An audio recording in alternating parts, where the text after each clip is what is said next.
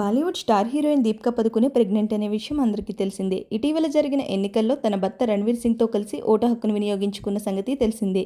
దీపిక చాలా జాగ్రత్తగా తన బేబీ బంపై చేయి వేసుకుని మెల్లగా నడుచుకుంటూ పోలింగ్ బూత్కు వెళ్లిన వీడియోలు వైరల్ అయ్యాయి.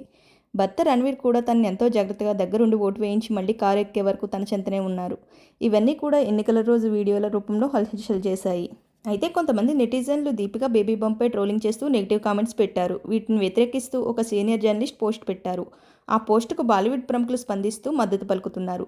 దీపిక ప్రెగ్నెంట్ కాదని, బేబీ బంప్ ఫేక్ అని కొందరు నెటిజన్లు పోస్ట్ చేశారు. దీనిపై పయ్యి డిసౌజా అనే జర్నలిస్ట్ స్పందిస్తూ తన సోషల్ మీడియా పేజీలో పోస్ట్ చేశారు. ప్రజాస్వామ్యం తనకి ఇచ్చిన ఓటు హక్కును దీపిక పదుకునే వినియోగించుకున్నారు. అందుకే బయటకు వచ్చారు. ఆమె శరీరం గురించి, గర్భం గురించి మీ అభిప్రాయాన్ని ఎవరూ అడగలేదు. ఆమె జీవితంలో ఏ విషయంపైనా కామెంట్ చేసే అధికారం ఎవరికీ లేదు.